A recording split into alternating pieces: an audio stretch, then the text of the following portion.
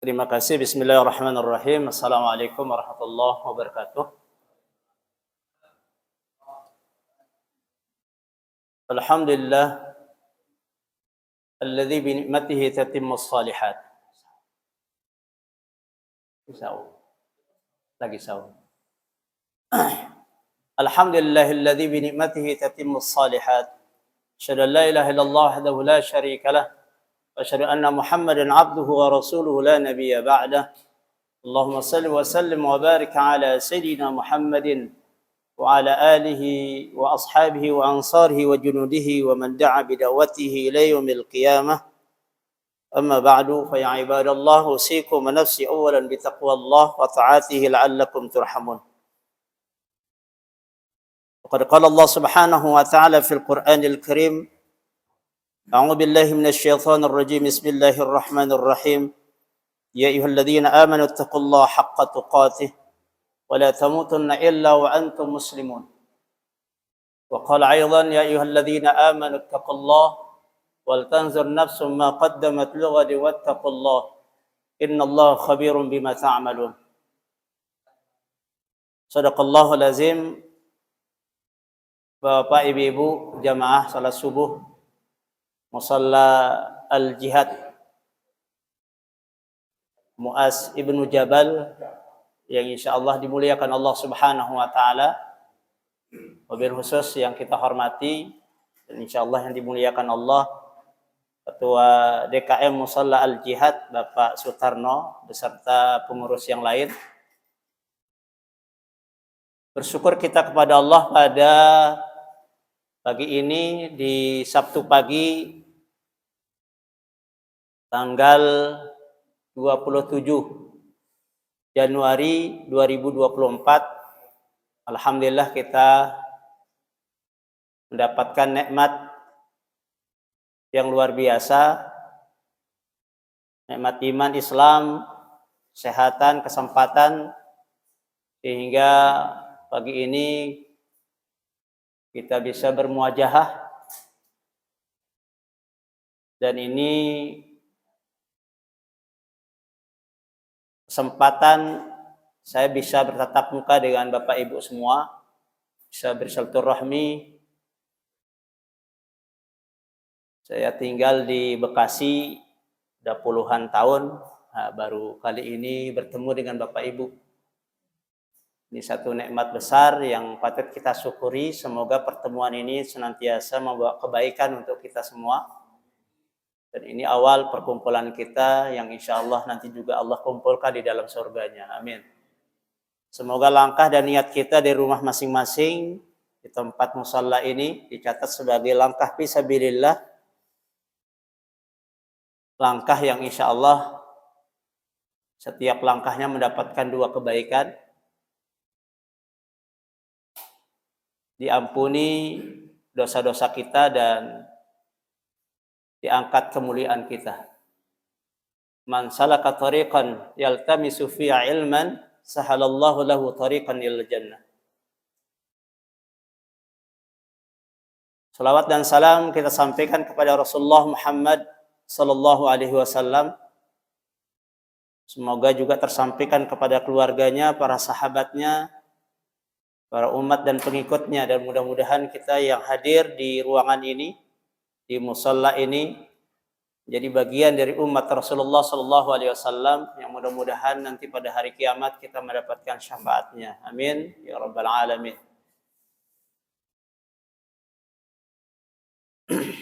Bapak Ibu yang insyaallah dimuliakan Allah, pada kesempatan pagi ini insyaallah kita akan berbicara tentang sesuatu yang luar biasa, berbicara tentang Al-Quran. Tema besarnya adalah menapaki jejak keberkahan hidup bersama Al-Quran. Sebelum lebih jauh membahas, barangkali saya sedikit memperkenalkan diri. Nama Sahdan As-Subhi, SHG, MAG. Asli Lombok, NTB, Nusa Tenggara Barat. Udah ada yang ke Lombok, Pak, Bu? Oh, udah. Alhamdulillah. Kemana aja, Bu, Pak, ke Lomboknya? Pernah ke Senggigi, pernah?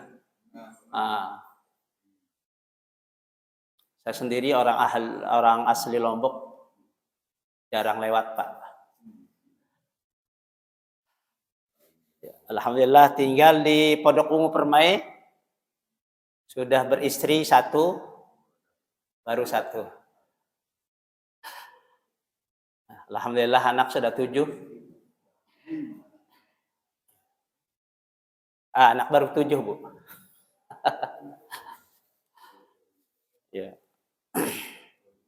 Sehari-hari sebagai guru agama PNS di SMKN 1 Tarumajaya. Ya. Kemudian selain itu ya dakwah.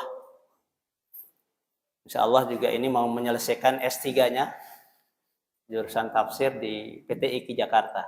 Mohon doanya Bapak Ibu. Baik, itu barangkali perkenalan awal. Kita akan masuk, insya Allah ada 4 subjudul yang akan kita bahas terkait dengan tema ini. Yang pertama tentang janji Allah kepada hambanya yang senantiasa hidup bersama Al-Quran. Lalu kemudian subjudul yang kedua, langkah yang harus ditempuh seorang muslim agar dapat merasakan manisnya hidup bersama Al-Quran. Yang ketiga, kisah dan potret hidup interaksi sahabat dengan Al-Quran. Dan yang keempat, ciri hidup yang berkah dengan Al-Quran.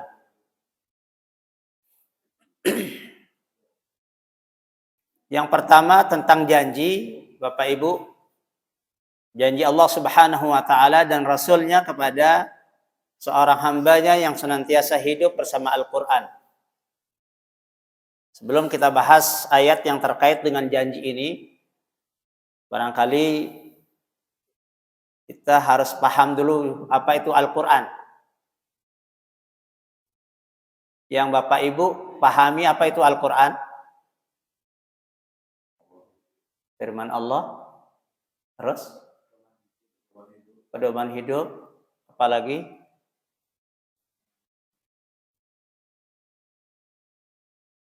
undang-undang, oke. Bu, dengar nggak Bu? Dengar ya, oke. Jadi Al-Quran firman Allah tadi. Berarti Al-Quran adalah sesuatu yang sangat agung, mulia. Karena bersumber dari yang mulia, Allah Subhanahu wa Ta'ala. Kemudian firman Allah ini dibawa oleh malaikat yang paling mulia, Jibril alaihissalam, yang ditugaskan oleh Allah Subhanahu wa Ta'ala untuk kemudian disampaikan kepada manusia yang mulia. Siapa?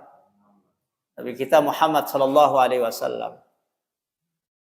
Untuk dijadikan sebagai pedoman hidup, ya.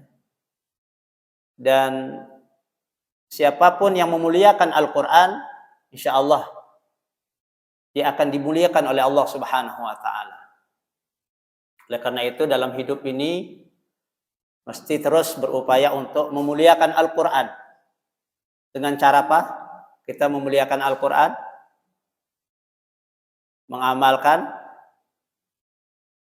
mendalami, melaksanakan, apa lagi?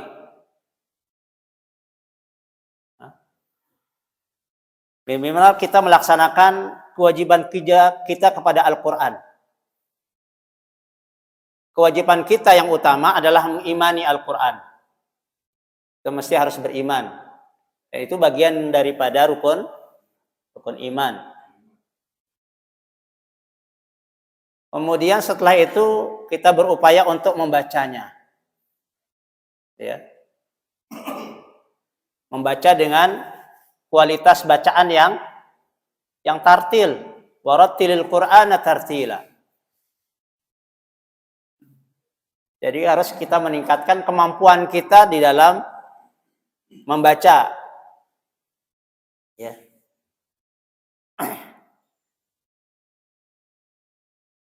Bagi yang masih bermasalah dengan bacaan, harus segera diselesaikan. Ya, jangan sampai kemudian kita menghadap Allah masih bacaannya ya masih belum lancar, masih belum tartil. Kemudian setelah itu berupaya untuk menghafalkan Al-Quran. Ya. Berupaya semaksimal mungkin untuk menghafal. Karena menghafal itu bagian dari kewajiban kita kepada Al-Quran. Ya. Rasulullah mulai menghafal Quran dalam umur berapa, Pak? Hah? 40. Iya. Umur Nabi baru memulai menghafal Quran umur 40. Karena di umur 40 lah kemudian pertama kali wahyu Al-Quran diturunkan. Kemudian Al-Quran itu proses turunnya berapa lama? 23 tahun. Berarti berapa lama Nabi menghafal? 23 tahun. Kita udah hafal belum? Belum. Tuh. 40 tambah 23 berapa? 63. Baru tuntas hafalan Nabi. Ya. Makanya kita pun harus berupaya, Bapak Ibu, untuk menghafal Al-Quran. Minimal sehari 1 ayat. Ya. Alif Lam Mim. Udah hari ini cuma itu aja dulu. Ya. Alif Lam Mim. Kalau 1 hari 1 ayat, berapa lama baru selesai? 6.666 ayat dibagi 365 hari. Hah? Hampir 18 tahun. Kurang lebih. Kemudian kita akan tuntaskan dari surah Al-Fatihah hingga surah An-Nas. Ya. Jadi kalau kita memulai menghafal di umur 40, berarti tuntasnya 58 tahun atau menjelang 60 tahun. Tapi sekarang umur sudah mendekati 60 nggak hafal-hafal. Ya, padahal dituntut cuma 1 ayat 1 hari. Nah, selain itu kewajiban kita adalah mentadaburi Al-Quran. Ya, mempelajari tafsirnya. Lalu yang terpenting adalah mengamalkan Al-Quran. Dan juga kewajiban kita adalah mendakwahkan Al-Quran, mengajarkan Al-Quran. Ya, khairukum man ta'allama Al-Quran wa 'allamah. Sebaik-baik kalian adalah orang yang belajar dan yang mengajarkan. Jadi kalau kita ingin tergolong manusia yang terbaik, ya, sebagaimana kata Nabi, maka mesti kemudian berupaya dalam hidup ini untuk menjadi pengajar Al-Quran. Kalau tidak menjadi orang yang belajar Al-Quran. Karena orang yang belajar dan yang mengajarkan Al-Quran adalah satu aktivitas yang termulia. Selain mengajarkan ilmu yang lain tentu. Ya. Nah, jadi Bapak Ibu, ada banyak janji Allah di dalam Al-Quran bagi orang-orang yang berinteraksi dengan Al-Quran.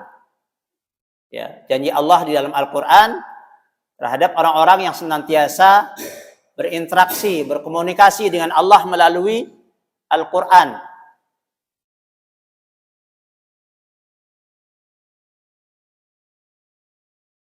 Janji Allah Subhanahu wa ta'ala kepada seorang yang senantiasa hidup bersama Al-Quran. Pertama, ini saya ambil cuma 2 saja. Ya. 2 ayat di dalam surah. Pertama adalah surah An-Nahl, yang kedua di surah Fatir.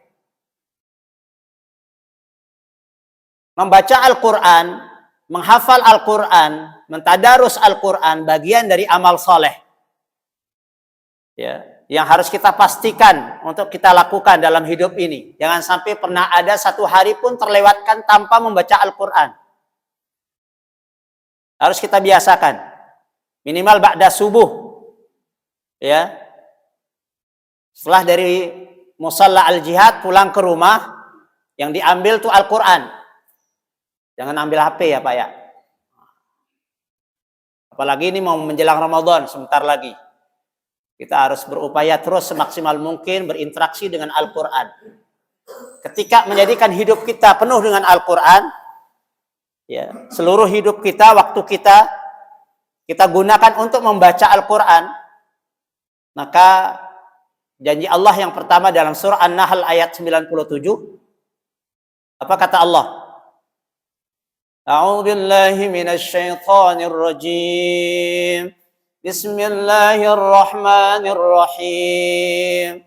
Man 'amila salihan min dzakarin aw unsa wa huwa mu'minun falanuhyiyannahu hayatan thayyibah wa lanajziyannahum ajrahum bi ahsani ma kanu ya'malun. Man 'amila salihah. Man ini disebut dengan ismul mausul. Siapa saja. Umum. Ya. Laki-laki, perempuan, orang tua, muda, anak, orang kaya, miskin, siapa saja. Amila salihah. Yang melakukan amal soleh. Amal soleh itu luas. Ibadah itu luas cakupannya. Jadi ibadah itu tidak hanya sholat, Bu. Tidak hanya ngaji, duduk di majelis ilmu. Ya. Tapi pengertian ibadah secara luas, kata Ibnu Taimiyah apa? Ismun jami'un lima yuhibbullahu wa yardha min aqwal wal af'al zahiran wa batinan. Itu yang disebut dengan ibadah, itu yang disebut dengan amal soleh. Segala sesuatu yang dilakukan oleh seseorang, baik itu ucapan, perbuatan, lahir maupun batin, yang semuanya itu adalah dibingkai atas cinta dan ridha Allah, maka itu disebut dengan ibadah. Itu yang disebut dengan amal soleh. Ya, selama Allah ridha, cinta, senang terhadap apa yang kita lakukan, maka itu akan bernilaikan ibadah. Jadi cakupannya luas. Ya. Nah, siapapun kata Allah yang beramal saleh min dzakarin aw unsa, baik itu laki-laki maupun perempuan, wa huwa mu'min. Ini yang menjadi harus garis bawahi. Karena wawu disebut dengan wawu hal. Wa huwa mu'min wal hal, laki-laki dan perempuan itu adalah mukmin. Itu syarat utamanya. Dia adalah orang yang beriman. Ya. Ini orang di luar kita beramal soleh enggak? Amal soleh enggak orang yang di luar kita? Amal soleh. Ya, musim banjir nih. Ngasih bantuan. Mereka juga ngasih bantuan kan? Nolong juga kan? Amal soleh enggak? Amal soleh. Ya. Tetapi amal soleh itu akan berbuah apabila dilandasi dengan mukmin tadi. Dengan iman. Ya. Makanya selalu di dalam beberapa ayat, di banyak ayat Allah Subhanahu wa taala menggandengkan antara amal soleh dengan iman. Kadang-kadang amal soleh yang disebut duluan baru iman, kadang iman baru amal soleh.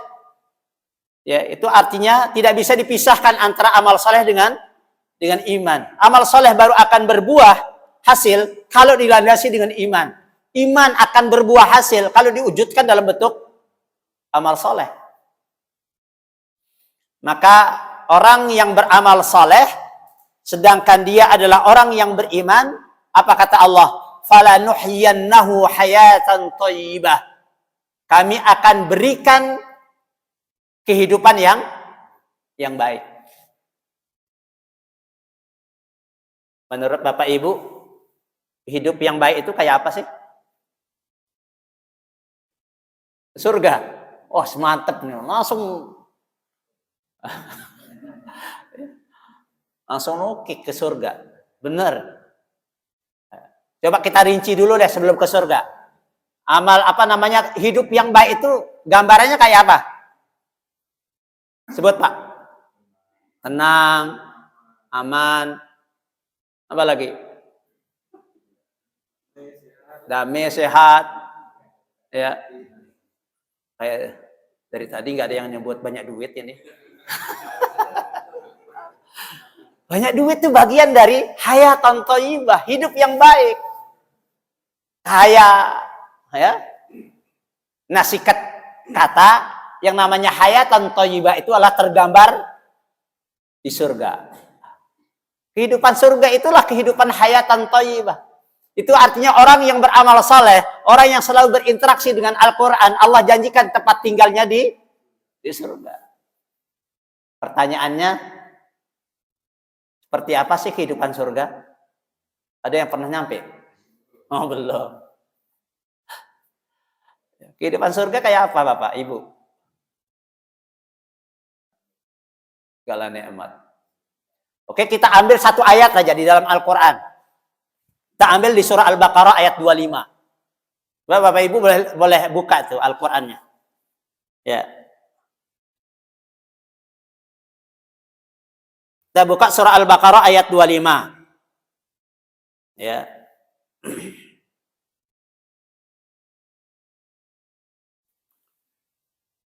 A'udzu billahi minasy syaithanir rajim. وبشر الذين آمنوا وعملوا الصالحات أن لهم جنات تجري من تحتها الأنهار كلما رزقوا منها من ثمرة رزقا قالوا هذا الذي رزقنا من قبل وأتوا به متشابها ولهم فيها أزواج مطهرة وهم فيها خالدون. Ini Allah menggambarkan surga sebagian. Apa kata Allah? Wa basyiril ladzina amanu, kabar gembirakan kepada orang-orang yang beriman. Wa amilus shalihat, dan orang-orang yang beramal saleh. Anna lahum jannat, bagi mereka surga-surga. Jannat itu jamak muannas dari jannatun, jannat. Artinya tidak 1-2 surga, tapi lebih dari 2, 3 dan seterusnya. Ya, jamak itu lebih dari 2. Jadi Allah berikan kabar gembira kepada kita semua orang-orang beriman yang mewujudkan imannya dalam bentuk amal saleh, bagi mereka surga-surga. Kita akan ngomongin surga nih Bapak Ibu. Ya, surga ini adalah tempat yang paling nikmat, tidak ada tempat yang lebih nikmat dari surga. Nah, Allah gambarkan salah satu nikmatnya surga apa? Tajri min tahtihal anhar. Mengalir sungai-sungai. Diterjemahkan sungai-sungai karena anhar itu jamak taksir dari nahrun. Kalau nahrun itu satu sungai. Kalau anhar banyak sungai. Jadi ada beberapa sungai di surga. Ada berapa? Ada yang tahu ada berapa sungai di surga? Hah? Ada 7. Ada berapa, Pak? Ibu kayaknya lebih ini nih. Ada berapa, Bu, sungai di surga?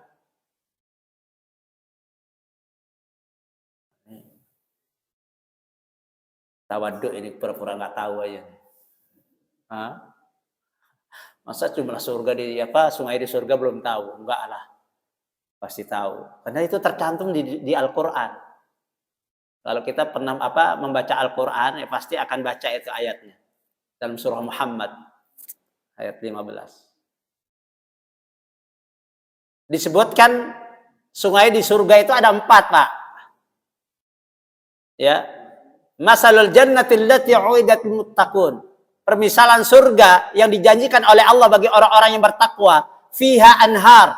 Di dalam surga itu ada sungai-sungai. Ya.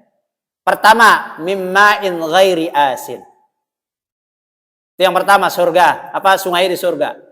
Mimma'in, berupa air yang ghairi asin, tidak asin. Seperti air yang kita minum hari ini. Itu yang mimma'in ghairi asin. Ya. Bening, bersih. Tuh. Jadi itulah sungai yang akan mengalir nantinya di surga tanpa henti. Ya. Luar biasa. Bersih. Di Bekasi masih ada nggak? Ya, ini luar biasa. Ya, mengalir terus tanpa henti. Tajri min tahtihal anhar. Allah mengatakan tajri menggunakan fi'il mudhari'. Itu artinya mudhari' itu hal wal istiqbal. Terus menerus tanpa henti. Dia akan pernah habis tuh air, terus mengalir. Itu yang pertama, min ma'in ghairi asid. Ya. Kemudian yang kedua, min labanin lam yataghayyar ta'muh. Sungai yang mengalir itu berupa laban. Apa laban? Susu. Allahu Akbar. Min labanin lam yataghayyar ta'muh. Air susu yang tidak akan pernah berubah rasanya. Sekarang kita dapat sungai susu di mana itu adanya? Wah. Nanti di surga tuh Pak, ada satu sungai yang mengalir airnya air susu. Yang mana air susu itu lam yataghayyar kata Allah, tidak pernah berubah rasanya. Ya. Kemudian yang ketiga, min khamril lazzatil lisyaribin. Khamar. Air minuman keras. Ya, yang sekarang ini kalau orang minum khamar bikin mabok. Lah berarti nanti di surga mabok dong. Tidak. Bayangkan. Kan kita bayangkan aja nih sungai dari khamar terus mengalir itu. Dan yang terakhir yang luar biasa, min asalim musaffa. Asal. Asal itu artinya apa? Madu murni. Bukan campuran. Madunya murni. Ya. Madu Sumbawa. Ada yang Sumbawa di sini. Min asalim musaffa kata Allah. Airnya itu dari madu. Yang kalau sekarang madu lengket. Lah berarti besok lengket dong. Ya. Ini salah satu gambaran surga. Yang disebut tadi hayatan thayyibah. Ya, hidup yang baik itu di mana kita akan hidup. Allah hadirkan sungai-sungai.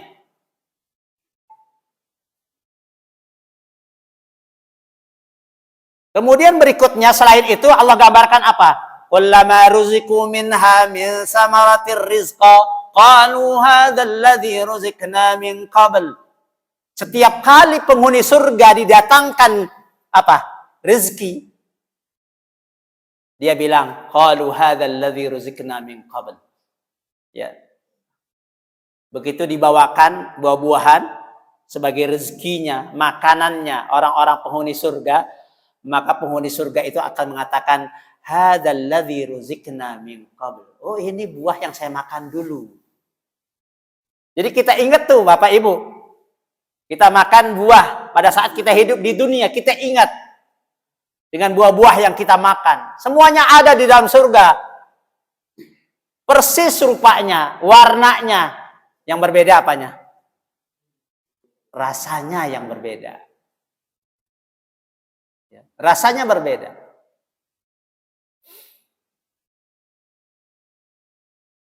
Dan Bapak Ibu, buah min samarat kata Allah.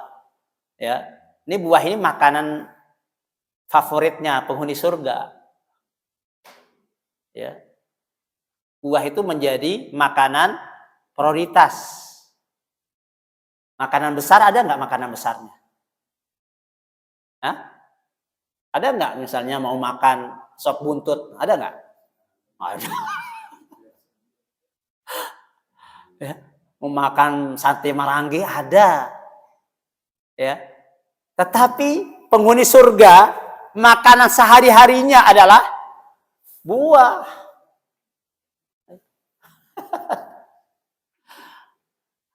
Dan buah itu kan sehat ya.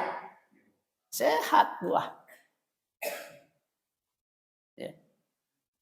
Orang yang ahli gizi, ya, dokter selalu menyarankan kita untuk makan buah, terutama apalagi yang udah kena diabetes ini. Ya, kena gula. Harus kurangi nasi, karbon, dan lain-lain. Banyakin sayur, buah, kan gitu. Jadi buah itu akan menjadi makanan favorit penghuni surga. Nah kalau buah menjadi makanan favorit, kenapa? Itu pertanyaannya. Kenapa, Pak? Kenapa kok buah menjadi makanan favorit? Ya. Kalau orang makan buah, itu kena lapar apa bukan? Bukan. Jadi makanan itu apa? Apa buah itu dimakan karena apa? Nikmat. Pertama, yang kedua, sehat. Ya. Jadi bukan karena gara-gara lapar. Itu artinya apa? Penghuni surga nggak ada yang lapar. Penghuni surga nggak ada yang lapar. Kenapa? Karena sifat lapar itu adalah sifat kekurangan. Sementara di surga tidak akan ditemukan sifat kekurangan. Tidak ada sifat kekurangan di surga. Inna lil muttaqina mafazan hadaika wa a'naban wa kawa'iba atraban wa ka'san dihaqa. La yasma'una fiha lagwan wala kizzaba. Kata Allah, kamu tidak akan pernah mendengarkan kata-kata lago. Ucapan-ucapan yang sia-sia itu tidak ada di surga. Termasuk aduh itu nggak akan terdengar. Apalagi pusing. Pusing sakit perut. Nggak ada itu di surga, Bapak Ibu. Udah mules, nggak ada. Karena ucapan-ucapan tadi, kalimat-kalimat tadi itu adalah sesuatu yang sifatnya kurang. Dan di surga nggak didapatkan sifat-sifat kekurangan. Yang ada adalah kesempurnaan. Luar biasa. Kita lihat wajah-wajah penghuni surga semua ini, insya Allah. Ya. Syaratnya tadi, ya, perbanyak lagi baca Al-Qur'annya. Kalau saya sih yakin ini jamaah al-jihad ini selalu baca Al-Quran minimal 1 juz sehari. Kok senyum ibunya? Bapak Ibu, ini sebentar lagi mau Ramadan ini. Perlu memacu diri dari sekarang. Ya, kita harus banyak pemanasan. Ya, biar nanti kita bisa berkali-kali menghatamkan Al-Qur'an di Ramadan. Ya. Sekarang tanggal 15 Rajab ini. Ya. Tadi saya ditawarkan minum, maaf lagi puasa. Yaumul Bid. Yaumul Bid. Itu artinya sebentar lagi kita akan masuk bulan Ramadan. Yang mana Ramadan itu identik dengan apa? Al-Quran. Syahrul Ramadan alladzi unzila fihil Quran. Di Ramadan itu turunnya pertama kali Al-Quran. Maka aktivitas yang terbaik yang harus kita lakukan di Ramadan nanti adalah perbanyak membaca Al-Quran. Ya. Itu aktivitas utama yang harus kita perbanyak. Selain kita menjalankan saum di siang harinya, kita mesti harus perbanyak membaca Al-Quran. Karena Ramadan itu adalah bulan di mana diturunkannya Al-Quran. Para sahabat tuh Bapak Ibu, antusias baca Qurannya luar biasa. Ada yang khatam kurang dari 3 hari. Ya, ada nggak di sini? Itu sahabat. Kita harus teladani sahabat. Karena mereka adalah kata Nabi generasi terbaik sepanjang sejarah hidupnya manusia. Sahabat adalah generasi terbaik. Maka kita harus banyak mengaca kepada sahabat. Ya. Dalam hal antusias mereka dalam membaca Al-Quran, menghatam Al-Quran. Banyak di antara mereka yang khatam kurang dari 3 hari. Yang oleh Nabi kemudian ditegur. Ya. Nabi harus suruh tangan Bapak Ibu menegur sahabat yang begitu antusias menghatamkan Al-Quran kurang dari 3 hari. Kata Nabi, kalau mau khatamkan Quran, jangan kurang dari 3 hari. Tapi jangan pernah lewat 1 bulan. Tuh. Jadi kalau mau khatam, 3 hari Pak. Kalau sehari 2 hari itu terlalu cepat. Yang takutnya tidak tartil tuh bacaannya. Ya. Tapi juga jangan lewat 1 bulan. Kalau bisa setiap 1 bulan, setiap bulannya kita khatam sekali. Itu artinya apa? Itu artinya setiap hari kita harus baca 1 juz. Minimal tuh. Maka kalau kita ini masih kurang baca Qur'annya, kurang dari 1 juz sehari, diragukan kualitas imannya. Ya. Dipertanyakan itu kualitas iman kalau kita masih kurang membaca Al-Quran. Ya, kalau masih baca cuma 2-3 halaman, setengah juz, masih diragukan. Ya. Maka mesti harus 1 juz minimal. Gampang kok 1 juz. 1 juz itu kalau kita baca tartil, antara 30 sampai 35 menit selesai 1 juz. Sekali duduk. Ya. Ini untuk tahadus bin ni'mah aja. Alhamdulillah, saya sudah mendawamkan setiap habis subuh saya harus baca Quran dulu 1 juz, baru aktivitas yang lain. Baru saya berangkat mengajar. Dan itu saya terapkan dengan istri saya, dengan anak-anak saya. Ya. Dari 7 anak saya, alhamdulillah sudah 3 hafal Quran. Ya, karena saya serahkan anak saya di pesantren tahfiz Quran di daerah Cirebon. Anak pertama, kedua, ketiga. Anak saya yang ketiga kemarin khatamnya bulan Agustus 2023. Saya diundang oleh pihak pesantren untuk menyaksikan. Ya. Jadi mesti harus kita menjadikan Al-Quran ini menjadi prioritas bacaan. Jangan disibukkan diri dengan bacaan-bacaan yang tidak jelas, Bapak Ibu. Ini kadang-kadang kita sibuk dengan baca WA. Gak jelas. Apalagi di Ramadan nih. Ya kalau bisa tuh ditutup dulu lah WA-nya. Jangan diikutin. Habis waktu gara-gara baca WA. Daripada itu tutup. Kita fokus baca Al-Quran. Ya. Alhamdulillah saya sebelum corona, ya, saya sebulan Ramadan itu khatam 5-6 kali. Begitu corona, ya, tahun 2019, karena tidak ada kegiatan Bapak Ibu ya. Kalau jadwal saya ceramah Ramadan, itu udah penuh Pak. Dari hari pertama sampai hari terakhir. Ya. Kalau Bapak Ibu DKM minta Idul Fitri, Idul Adha udah penuh Pak. 2 tahun ke depan Mas. Alhamdulillah masih diamanahkan oleh umat. Ya. Masjid Muhammadiyah yang ada di daerah Pejuang itu selalu minta. Ya, kebetulan pengurusnya orang NTB juga. NTB sama-sama NTB. Ya, Masjid Muhammadiyah di daerah Pejuang. Tetapi setelah corona, karena tidak ada aktivitas, saya nggak keluar ceramah pada tahun pertama corona, karena gagal semua itu panennya Pak. Gagal panen. Tidak ada yang menyelenggarakan. Ya, masjid, musala tutup semuanya. Kita semua berada di mana? Di rumah masing-masing. Ya kan? Di rumah, terus ngapain di rumah 24 jam?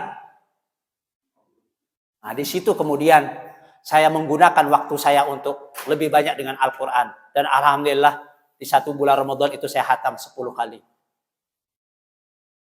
Ya. 10 kali khatam. 1 hari 10 juz, Pak. Itu saya lakukan dari 2019 sampai 2023 Ramadan yang kemarin. Bisa saya lakukan. Walaupun tugas saya ceramah to full. Bahkan di Ramadan kemarin, ini luar biasanya, 1 malam itu saya ceramah di 4 tempat. Kok bisa? Ya bisa.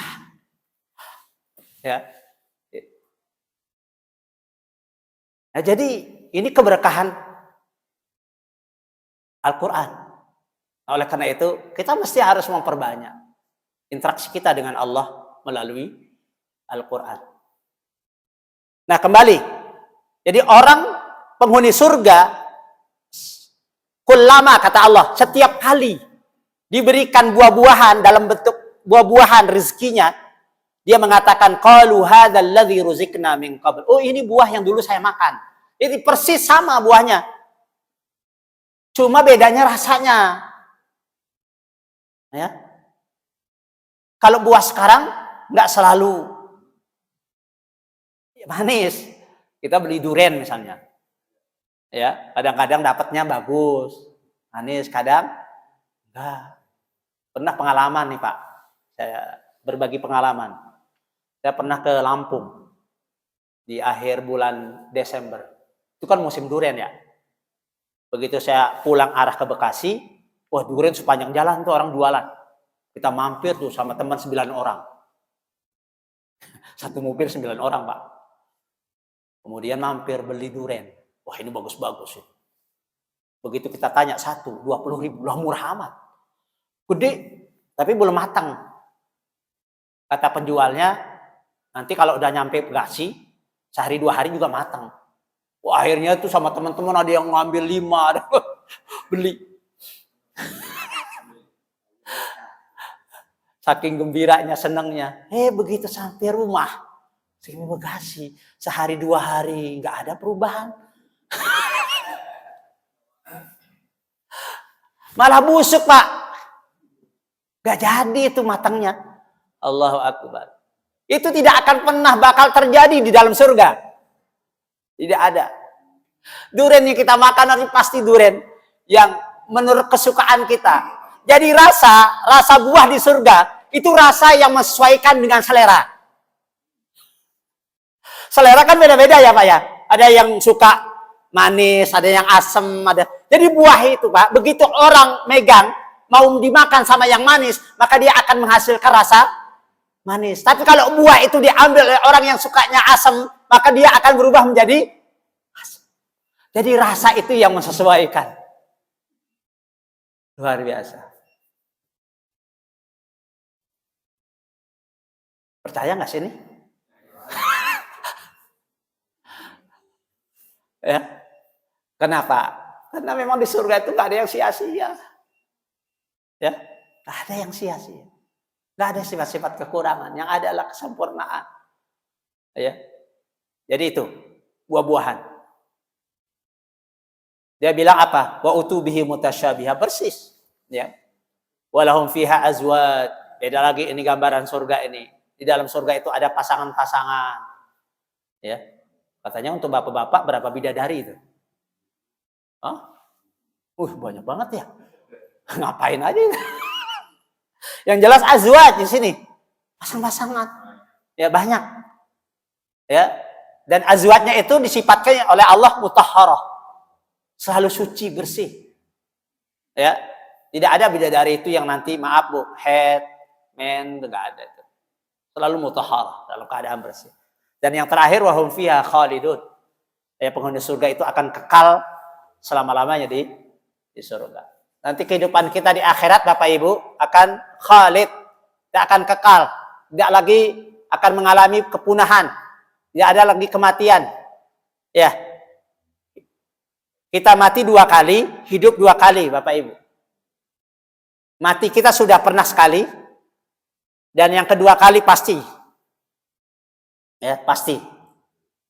Hidup kita 2 kali juga. Sekarang kita hidup ini yang pertama. Insya Allah nanti akan hidup kita di akhirat. Dan itu akan selama-lamanya. Tidak akan mengalami mati. Ya, pertanyaannya kenapa Pak? Bu, kenapa orang nggak ada mati nanti? Kenapa kita kekal? Kenapa tidak ada yang mengalami mati, kepunahan? Ini kata Allah nih, khalidina fiha abada. Ya, mereka akan kekal selama-lamanya di surga. Ini penghuni surga. Kalau penghuni neraka, khalid juga, kekal juga. Mereka nggak mati, nggak hidup. La hayata wala mamat. Itu penghuni neraka. Mereka juga kekal sama dengan orang kekal di dalam surga. Ada yang kekalnya akan menikmati nikmat itu terus-menerus. Ada yang kekal di dalam neraka yang akan merasakan azab dan terus-menerus. Tidak akan mengalami mati. Pertanyaannya, kenapa? Apanya Pak? Udah selesai amal dunia. Iya selesai emang. Ya, dunia ini kan bagian yang ketiga yang kita tempati Pak. Ya. Ada 5 alam yang kita lewati dalam hidup seseorang. Ya, untuk kita ini 2 sudah kita lewati, 1 sedang kita jalankan, 2 lagi insya Allah kita akan berada di situ. 2 alam yang sudah kita lewati apa? Alam ruh, alam kandungan. Itu sudah kita lewati. Sekarang yang sedang kita jalankan alam apa? Alam dunia. Dunia juga nggak lama, sesaat. Jangan pernah mimpi, menghayal untuk hidup selama-lamanya. Nggak ada ceritanya itu. Ini calon semua ini. Camat. Ya. Tadi saya begitu buka WA jam 2:30. Innalillahi wa inna ilaihi raji'un. Ada teman ya wafat semalam jam 0:24 di Harapan Indah, rumah sakit. Artinya kematian adalah pasti kita akan sampai di situ. Kullu nafsin sa'iqatul maut. Setiap yang bernyawa pasti akan mati. Nah, yang paling penting itu bukan takut matinya, Pak. Yang harus ada dalam diri kita adalah kekhawatiran. Kekhawatiran jangan-jangan kemudian kita belum banyak amal. Ya, sampai kepada kematian. Maka siapkan amal ini. Jangan pernah berhenti untuk beramal. Ya, terus berupaya untuk beramal, mengisi waktu kita 24 jam ini sebanyak-banyaknya untuk beribadah kepada Allah Subhanahu wa taala. Ya. Nah, kenapa orang tidak mengalami kematian nanti? Karena memang Allah tidak menciptakan kematian. Yang Allah ciptakan nanti di akhirat itu hanya kehidupan. Kalau hari ini Allah bikin atau ciptakan hidup dan juga mati. Alladzi khalaqal mauta wal hayata. Dialah Allah yang menciptakan mati dan hidup. Bahkan mati itu lebih pasti, makanya disebut lebih awal oleh Allah daripada hidup. Mamat dulu baru haya. Tapi nanti di akhirat Allah akan menciptakan hidup, tidak mati, sehingga tidak ada orang mengalami kematian. Termasuk mereka yang ada di dalam neraka tidak akan mati.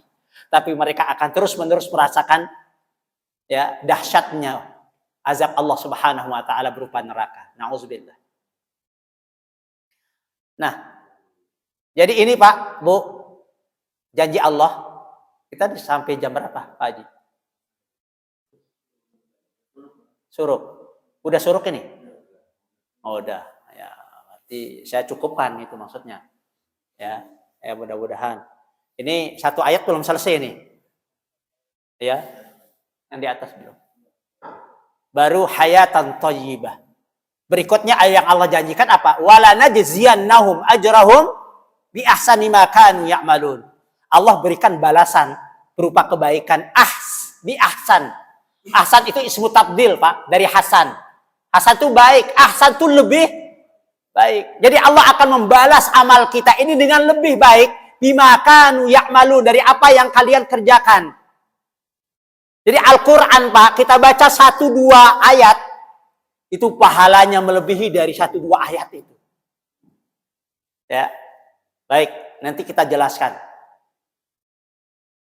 Mudah-mudahan kita diberikan kesehatan, umur, dan tentu yang paling penting itu adalah kemauan untuk terus mau hadir di majelis ilmu, majelis ta'lim. Insyaallah. Ya, dengan demikian ini kita termasuk orang-orang yang dikehendaki oleh Allah mendapatkan kebaikan pagi ini. Apa kata Allah dalam hadis qudsinya? Man aradallahu bi khairan yufaqihu fid-din. Barang siapa yang Allah inginkan kebaikan pada dirinya, maka Allah akan pahamkan dia terhadap urusan agamanya. Semakin banyak, semakin dalam kita memahami urusan agama kita, Bapak Ibu, itu artinya Allah sedang memberikan banyak kebaikan pada diri kita. Maka untuk itu jangan pernah berhenti belajar. Ya, walaupun sudah gelarnya profesor, doktor, udah mentok, tapi jangan pernah berhenti belajar. Baik, sepertinya ada tanya jawab. Oh, silakan.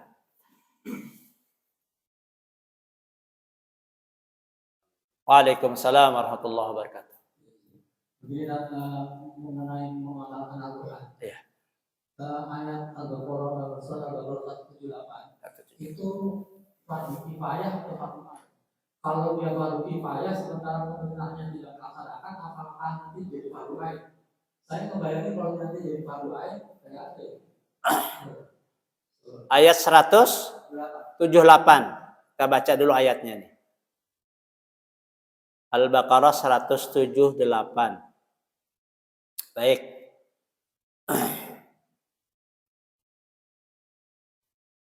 Ya ayyuhalladzina amanu kutiba alaikumul qisas bil qatla. Al-hurru bil hurri wal 'abdu bil 'abdi wal unsa bil unsa. Wa man ufiya lahu min akhi syai'un fattiba'u bil ma'ruf wa ada'un ilaihi bi ihsan. Dzalika takhfifun min rabbikum wa rahmah. Fa man i'tada ba'da dzalika falahu 'adzabun alim. Yang mana, Pak? Kewajiban qisas. Oh, qisas. Oh, ya ayyuhalladzina amanu kutiba alaikumul qisas. Iya, wahai orang-orang yang beriman diwajibkan atas kamu qisas-qisas itu apa? Potong. Ya. Hukuman apa? Potong tangan. Kutiba. Allah katakan dengan fiilnya majhul. Ya, diwajibkan. Sama dengan kutiba alaikumus syiyam. Diwajibkan. Puasa apa wajib? Apa hukumnya? Wajibnya wajib apa? Wajib ain. Terus di sini wajib apa? Ada yang mengatakan wajib fardu kifayah, Pak, tadi. Ya, apa itu wajib kifayah? Diwakilkan. Jadi kalau sudah terlaksana satu, yang lain gugur begitu. Ya. Nah, ini. Memang di sini ikhtilaf para ulama terkait dengan qisas. Ya. Tapi memang di dalam Islam itu diwajibkan. Wajibnya wajib fardu. Setiap orang fardu ain. Fardu kifayah tidak. Ya. Sama dengan puasa tadi menggunakan kutiba. Ya. Jadi wajibnya wajib ain. Lalu pertanyaannya kalau kemudian itu tidak dilaksanakan, siapa yang dosa, kan gitu? Ya. Mesti kan harus dilaksanakan. Potong tangan orang mencuri, ya Pak ya. Bagaimana hukumnya? Orang yang mencuri, potong tangan nggak? Tangan. Itu dalam Islam, dalam hukum Islam. Ya. Lalu kalau itu tidak dilaksanakan, dosa semua. Ayo. Lalu biar terlaksana gimana caranya? Kuasa pemerintah, luar biasa ini. Ya. Justru Bapak Ibu dengan kewajiban dari Islam, hukum potong tangan, hukum cambuk, ya, bagi mereka yang melakukan zina, itu kan ada rajam ya Pak ya, hukum rajam, dan itu kan mesti harus dilaksanakan. Tapi di negara kita karena bukan Islam, maka itu tidak terlaksana. Ketika kemudian ada wilayah yang melaksanakan rajam, dituntut malah. Ya kan? Lalu bagaimana? Maka mesti harus kemudian berupaya semaksimal mungkin untuk menghadirkan agar supaya hukum-hukum agama itu, hukum-hukum Allah itu dilaksanakan. Karena kalau itu, faman lam yahkum bima anzalallah fa ulaika humul fasik, ya, kafir, zalim. Enggak ada yang baik itu. Yang tidak mengamalkan, menjalankan hukum-hukum yang Allah turunkan dari Al-Quran, maka itu orang kalau nggak fasik ya zulim, kalau nggak zulim kafir. Lah kita ini, ayo, ya. Dan ketika sebetulnya hukum Islam itu dijalankan, insya Allah itu akan aman, Pak. Sekarang kemudian terjadi di mana-mana perzinaan, karena hukum itu tidak dilaksanakan. Ya, hanya ditangkap lalu kemudian bicara, ya, masukkan penjara, setelah itu kemudian keluar, selesai. Coba melaksanakan hukum rajam bagi orang yang pezina tadi. Ya, terutama yang bagi makson, yang sudah keluarga. Yang keluarga itu mesti harus dirajam. Yang dicambuk 100 kali itu yang masih bujangan kan gitu. Dari maksonnya. Ya. Dan pelaksanaan rajam itu harus disaksikan. Harus diumumkan itu. Ya, diumumkan bahwa hari ini jam sekian akan dilaksanakan hukum rajam. Tolong semua untuk menyaksikan. Ya, Semua bawa batu satu-satu. Orang itu dimasukkan ke lubang, hanya kelihatan dari lehernya ke atas. Ditimpukin sampai mati. Itu rajam. Ya, melaksanakan hukum Allah. Nah, kalau itu tidak dilaksanakan, ayo.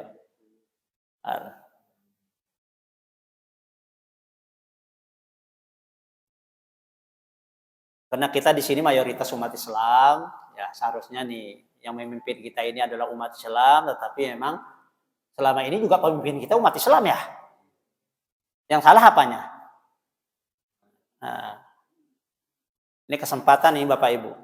Ya, ini kesempatan kita ini tahun ini 2024 ini untuk memilih pemimpin. Dan saya melihatnya ini pasangan yang paling ideal selama ini. Ya. Pasangan yang paling ideal dari calon-calon yang ada dari 2019, 2014, 2000 sebelumnya. Ini paling ideal nih pasangan yang harus kita kemudian antarkan. Ya. Yang mana ya?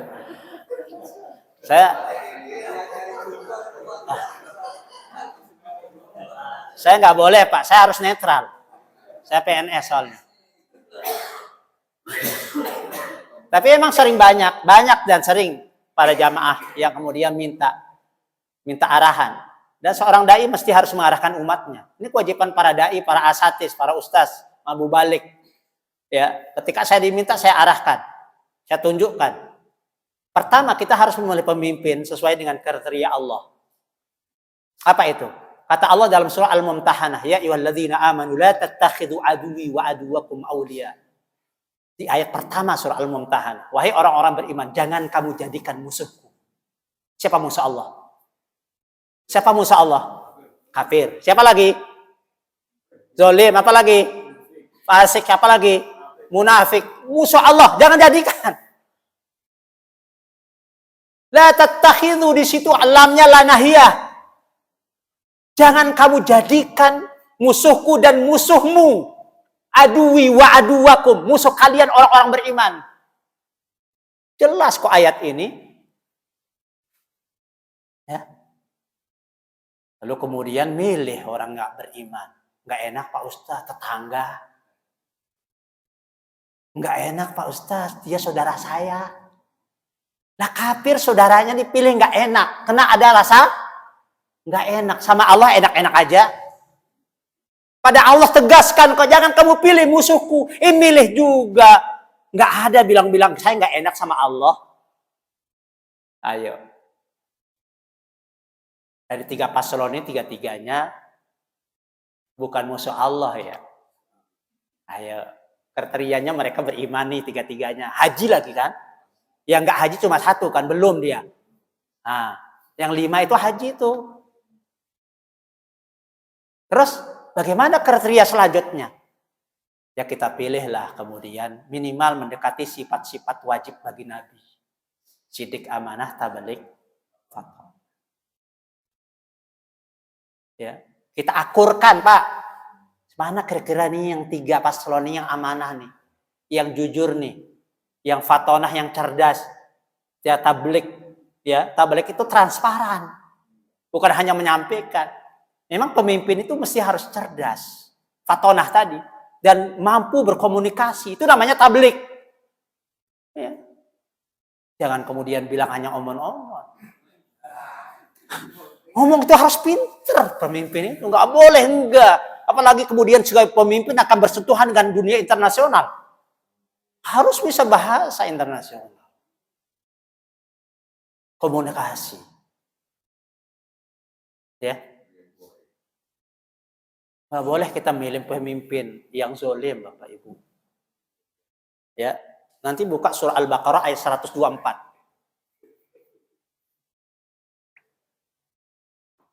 Apa kata Allah?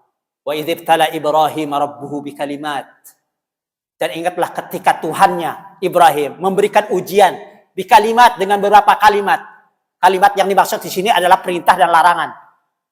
Banyak sekali ujian yang Allah berikan kepada Nabi Ibrahim. Fa'atammahun, kata Allah. Nabi Ibrahim mampu melewati ujian itu dengan baik, sempurna. Dia tunaikan dengan sempurna. Lalu karena dia mampu menunaikan ujian itu dengan sempurna, janji Allah pada Nabi Ibrahim apa? Inni ja'iluka linnasi imama. Sungguhnya aku akan jadikan kamu, wahai Ibrahim, menjadi pemimpinnya manusia. Imama. Ketika Nabi Ibrahim diberikan pemimpin oleh Allah, dijadikan sebagai imamnya para nabi, makanya disebut Ambul Anbiya. Ya, pemimpinnya para nabi, pemimpinnya manusia.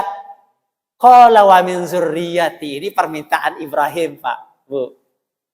Kata Allah, kalau bisa ya Allah, pemimpin itu jangan diberikan hanya kepada saya, tapi berikan kepada zurriyati. Apa arti zuriyah? Keturunanku. Ya. Apa jawaban Allah ketika Nabi Ibrahim minta agar supaya keturunan-keturunannya diberikan kepemimpinan? Qala la yanalu ahdiz zalimin. Kata Allah, tidak berlaku itu untuk orang-orang yang Jadi orang zalim nggak boleh dikasih kepemimpinan. Kalau orang zalim aja nggak boleh, apalagi kafir. Tuh. Nah, ini udah lewat jam 6 lewat ya. Oke. Saya belum berakhir ini.